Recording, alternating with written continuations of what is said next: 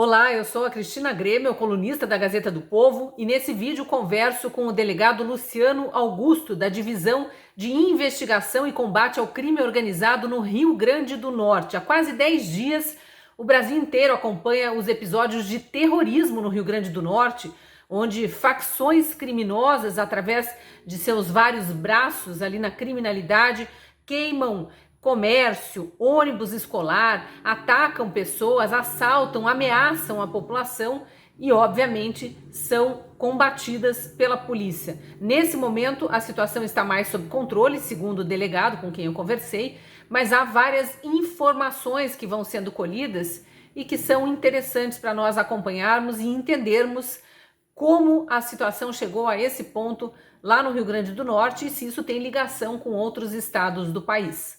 Assista a entrevista.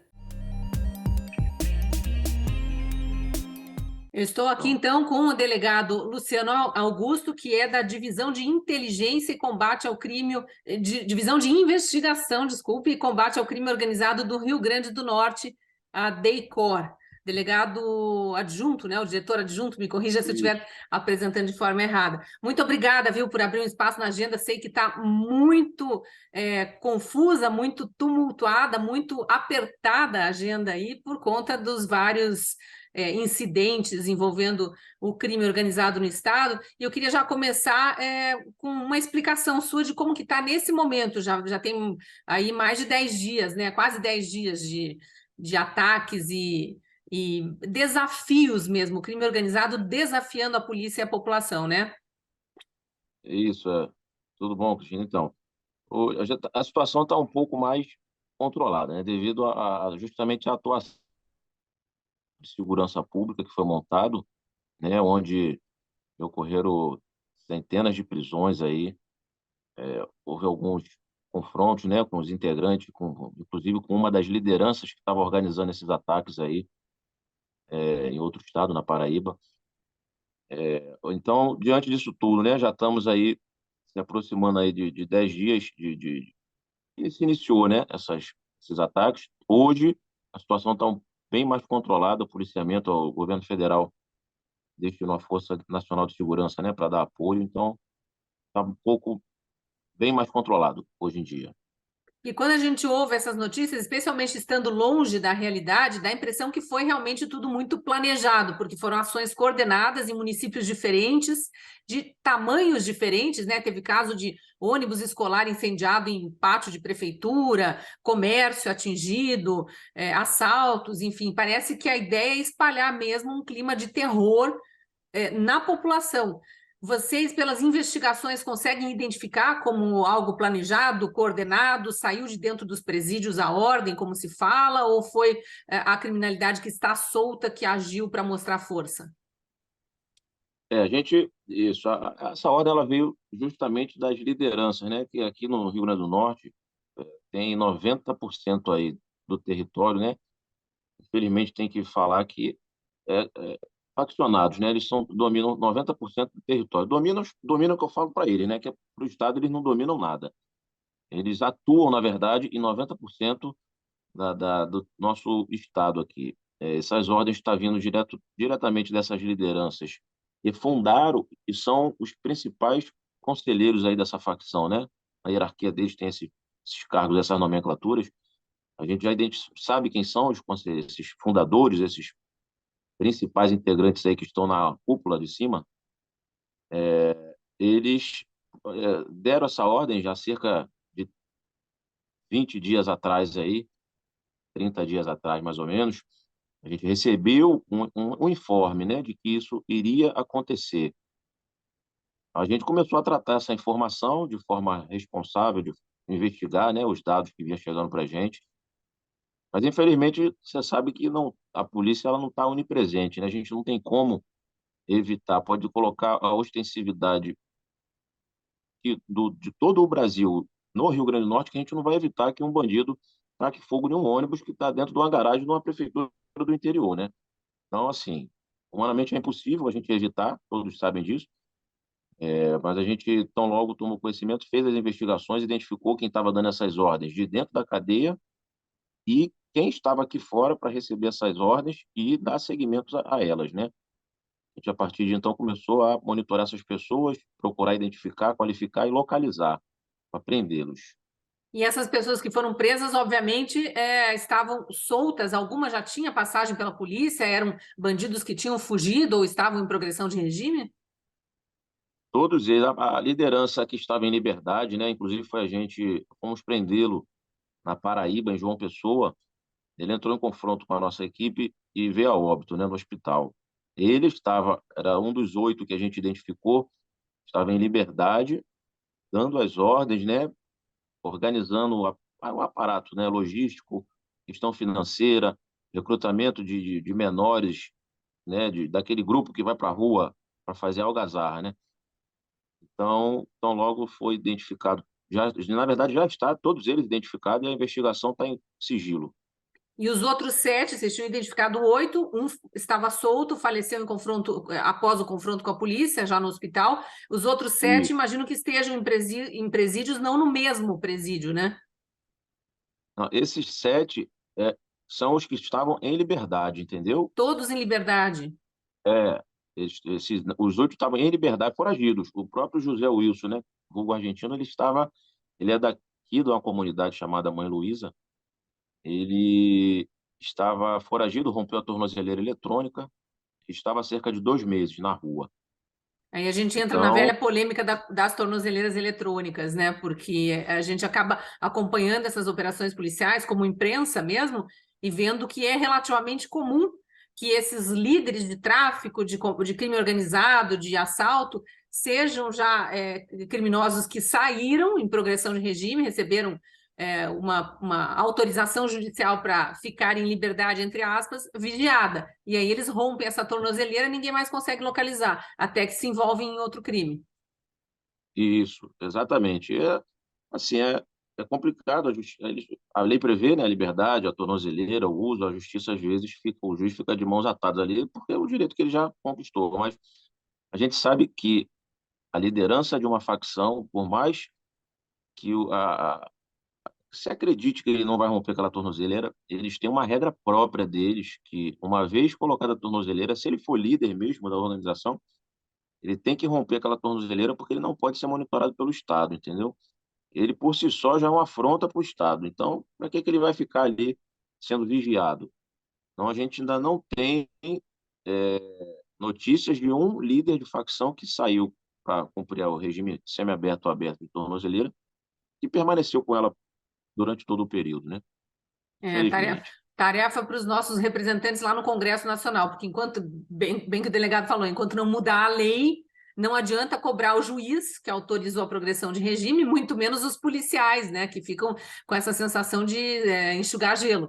Prende e sabe que algum tempo Exatamente. depois eles vão ser soltos, mas é uma questão maior que precisa ser resolvida legalmente. Eu só fiz essa observação porque acaba sendo recorrente mesmo nas coberturas jornalísticas e o cidadão comum lê aquelas notícias, recebe as notícias, e fica se perguntando, mas para que então permitir que ele saia da cadeia e use tornozeleira se já sabe que existe um risco grande dele romper e se envolver novamente em crimes?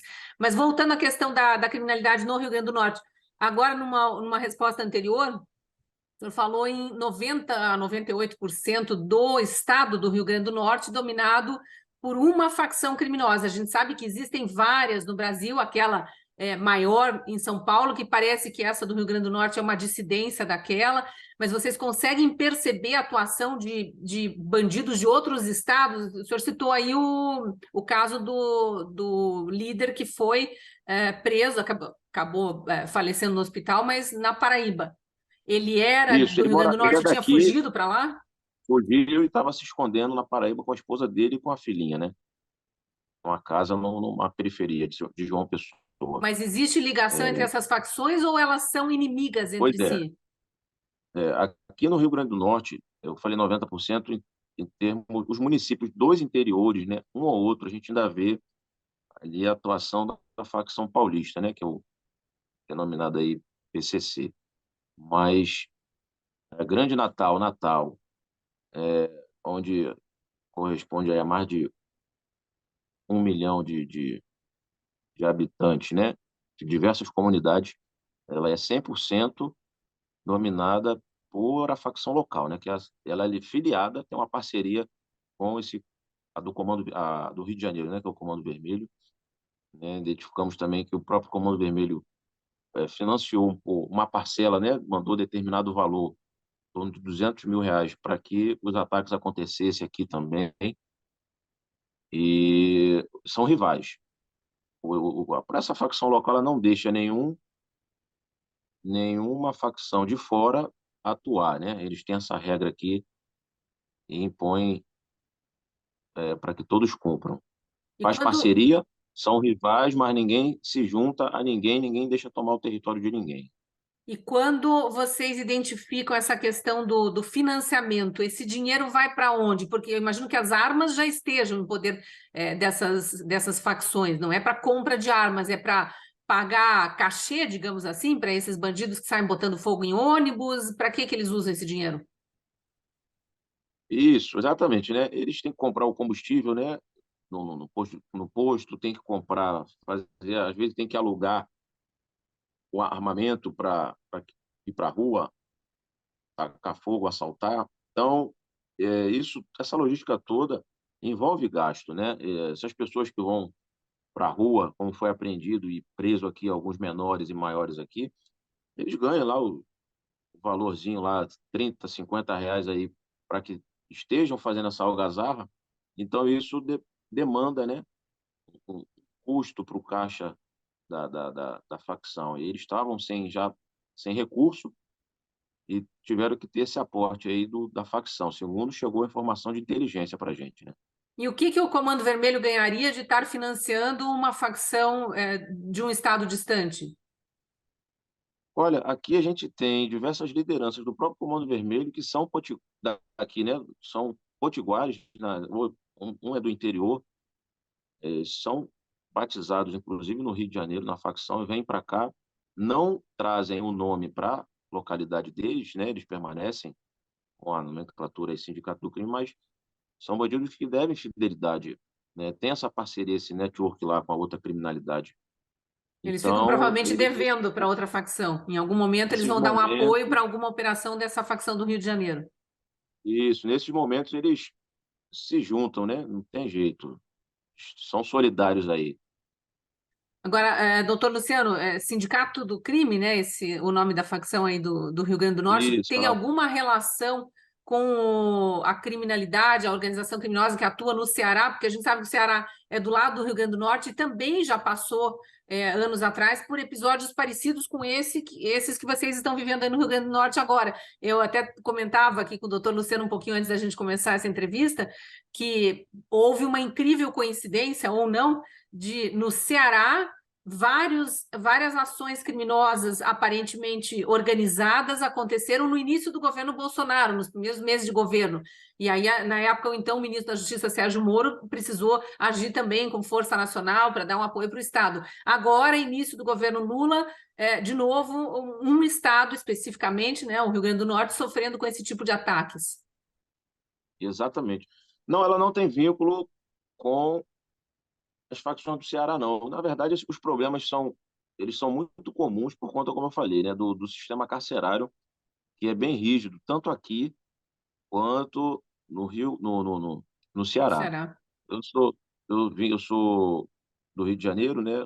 Passei uma boa parte do meu minha experiência profissional como policial penal no Rio de Janeiro, e eu posso afirmar para vocês que o sistema penitenciário do Rio Grande do Norte é um exemplo a ser seguido, né? Você tem duras regras e eles não estão satisfeitos com as regras implantadas desde a gestão de Mauro, que hoje é o atual secretário do Ceará. Secretário Então, de assim, Segurança? secretário de Administração Penitenciária. Ah, sim. E, Hoje o o presídio doutor Mauro daqui, já foi secretário de Administração Penitenciária no Rio Grande do Norte, antes de ser no Ceará, né? exatamente, exatamente. É uma pessoa hiper competente, né? Sabe o que faz e plantou a semente aqui e ela vem sendo seguida pela SEAP, né? Então e eles estão incomodados com isso porque nas celas não tem energia elétrica, eles não podem ver Isso Eles que eu ia querem. te perguntar, né? A motivação por trás. Agora que a gente já entendeu mais ou menos como é que eles estão organizados ou se organizando, o que que estaria motivando esses ataques? Porque se a administração penitenciária impôs regras rígidas, a gente imagina que eles estejam reclamando disso, né? Exatamente. A regra é tudo conforme manda a lei de execuções penais, né? O preso ele não tem que ter direito a falar no telefone celular, ele não, a visita íntima é uma questão peculiar que tem que ser debatida, né? E a questão da alimentação externa, ou seja, aqui ele não tem acesso ao aparelho telefônico, porque a cela ela não tem energia elétrica. Eles argumentam que querem televisão na cela, mas não é para ver televisão, é para que tenha um ponto de energia para eles carregarem celular. A visita íntima não tem aqui no momento, né? A gente ressalta aí que a visita íntima não é um direito do preso, direito que está previsto na lei é dele ser visitado pelo familiar, visita normal. A visita íntima é uma regalia, né? É algo que, se ele tiver merecendo pontuação lá em cima, classificado no nível 10 aí, ele até pode alcançar essa visita íntima se ela tiver previsão na lei estadual. Mas aqui não tem essa Uhum. previsão, eles não estão tendo visita íntima, né? Fizeram as companheiras fizeram a manifestação aqui na BR para cobrar do Estado também essa visita que eles tanto querem. E, por fim, a alimentação, né? Que aqui eles reclamam que a alimentação vem estragada, mas muitas das vezes eles deixam propositalmente a alimentação estragar para dar ter o que argumentar, né? Dizendo que a marmita não estaria boa, boas, boas condições. Doutor Luciano, das investigações feitas até agora, dentro do que é possível revelar, claro, já foi detectado algum nível de exigência? Eles estariam implantando o terror para a população para que as autoridades cedessem em alguma coisa específica, em alguma reivindicação específica?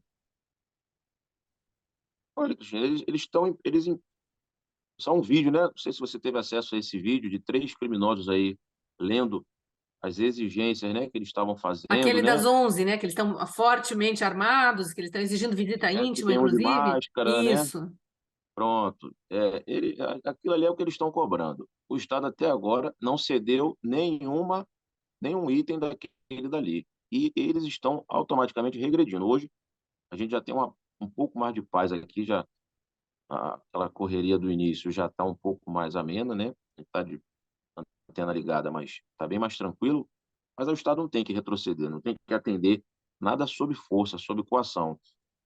As reivindicações que eles têm que fazer, no meu ponto de vista, tem que ser pelas vias legais, manifestação como as próprias esposas fizeram, né? Sem violência, cobra do governante, a visita, conversa de forma pacífica, mas sabendo que, se agir com violência, o Estado não vai ceder. A gente também não vai voltar atrás para atender um pedido na base da violência, né? E já houve algum remanejamento de presos de um presídio para algum outro com maior segurança ou não, depois que começaram esses ataques? A gente, a, a gente dá, Nós solicitamos, né, lá na DEICO, identificamos os líderes que estariam presos já. A gente fez uma solicitação, né, para o juiz que eles fossem transferidos para o Presídio Federal. Todos eles já foram. Já foram. Eles já foram para o. Hoje eu não sei em qual unidade federal eles estão, né, mas já estão cumprindo a pena, uma espécie aí de RDD, né, de regime disciplinar diferenciado, para que, sem acesso ao advogado, sem acesso à visita, sem acesso a nada, para que eles não tenham, isole definitivamente a comunicação. Doutor, então, para encerrar, como é que está a situação nesse momento no Rio Grande do Norte? Nós estamos na quinta-feira, 23. Ontem já houve, ontem ainda houve operações policiais, imagino que os policiais estejam nas ruas em atenção máxima, mas qual é o saldo que tem nesse momento? O senhor falou das prisões no início, não sei se teve alguma recente nessa operação de ontem, ou se são só dos primeiros dias, e o que se pode dizer para a população em relação ao trabalho que a polícia vem fazendo? Sim, eu posso afirmar, né, que hoje a situação está muito mais controlada do que há 9 dias atrás. A polícia vem fazendo operações diariamente aí. Ontem teve operações, uma operação desencadeada pelo GAECO, né? Estando com apoio da estrutura de segurança pública. Nós também aqui, como divisão de combate ao crime organizado também, a gente vem fazendo operações e prendendo as lideranças que a gente identifica, e isso está enfraquecendo. O próprio movimento deles, a gente nota que vem enfraquecendo, eles vêm aí perdendo presos, alguns integrantes vão sendo presos, né? Eles vão perdendo os combatentes aí que eles colocam no meio da rua e os combatentes aí que eles colocam como liderança para organizar. A maioria está sendo preso, né? E alguns estão vindo a óbito aí nos combates aí com a polícia. E da parte do governo federal, eu sei que já foi anunciado uma liberação de 100 milhões de reais de verbas. Imagino que o governo do estado vai usar isso também para equipar mais a polícia, mas em termos de contingente, os policiais do Rio Grande do Norte mesmo estão dando conta ou estão precisando ainda de ajuda de policiais de fora? A gente consegue dar conta, gente, toda ajuda é bem-vinda, lógico. A Força Nacional está aqui, né, com um efetivo aí bastante razoável, e a gente não pode negar que quanto mais policiais, né, a própria Ceará ajudou, mandando viaturas ali na divisa com a Mossoró ali, com divisa com o Rio Grande do Norte, Paraíba também ajudou. Então a gente está, toda ajuda nesse momento é bem-vinda, né? Dizer que vai resolver a situação sozinho, porque são responsabilidades que têm que ser divididas aí com todos os órgãos da segurança pública. Para a população, algum recado especial? Para a população, a gente conta muito que eles nos ajudem, né? A gente viu, a própria população da comunidade carente percebeu com esses ataques aí que os bandidos não têm pena deles. Os próprios moradores dos bairros onde o ônibus foi queimado, o ônibus foi queimado pelo adolescente, pelo bandidinho ali do próprio bairro. A gente não tem dúvida que eles vão estar se locomovendo de um canto para o outro para queimar o ônibus dos outros. Então, a gente já identificou que quem queima o ônibus é o próprio vizinho da vítima, que conhece ali como é que funciona a comunidade, sabe de quem é o ônibus, e sabe o horário que a escola vai estar vazia para pular e tacar fogo. Então, a população, a gente conta com essas denúncias, né? Às vezes fica com medo, com receio, mas eu posso garantir que é com absoluto sigilo, a gente não sabe, não quer nem saber quem está denunciando. A gente só quer saber nome, né, onde mora, alguns outros detalhes que o próprio atendente vai perguntar, e isso tudo vai ser sob sigilo, para a população ver que eles não têm pena do próprio morador, né? Então, é só a polícia que pode, nesse momento, se somar aí à comunidade para ajudá-los. Sim, e as denúncias podem ser feitas pelo telefone 190 aí também? E pode fazer pelo 190 e essa denúncia é encaminhada para diversas delegacias locais, né, onde esse elemento estaria residindo, né, estaria morando. Doutor Luciano, muito obrigado pelas informações. Espero que quem assista essa entrevista consiga ter um pouco mais de tranquilidade, apesar da tensão que gera mesmo essas notícias de ataques coordenados. E parabéns pelo trabalho e boa sorte na continuidade das investigações. Obrigado, agradeço a todos aí, e a você também, Cristina. Vamos precisar, a gente está aqui à disposição. Obrigada. Agradeço também a você que assistiu a entrevista até aqui. Se gostou, curta, comente, compartilhe para que ela chegue a mais gente. Se estiver assistindo pelo YouTube e não for inscrito no nosso canal, inscreva-se também e se junte a mais de 1 milhão de pessoas que acompanham todos os nossos produtos em vídeo e são avisadas porque acionam o sininho das notificações. E aproveito também a sua companhia até aqui para te contar uma novidade. Essa semana, a Gazeta do Povo estreou um programa novo, o Sem Rodeios, um programa diário de notícias. Eu estou na bancada de comentaristas, junto com os meus colegas Jorge Serrão e Marco Antônio Costa. A apresentação é da jornalista Rossana Bittencourt. O programa vai ao ar de segunda a sexta-feira no canal da Gazeta do YouTube, entre 14 e 15h30, início da tarde. A Gazeta fez um grande investimento para colocar esse programa no ar e precisa do seu apoio para que ele continue. Então eu deixo o Jorge Serrão, um dos comentaristas do programa, explicar um pouquinho mais. Aqui quem fala é Jorge Serrão, comentarista, político, jornalista. Quero convidar você a estar aqui todo dia, 14h, conosco, participando do Sem Rodeios. Eu, Marco Antônio Costa, Cristina Gamer, trazendo para você os principais assuntos do dia para o debate. Você é assinante da Gazeta do Povo? Ainda não? Então assine já. Faça a sua assinatura e garanta o melhor do jornalismo para você.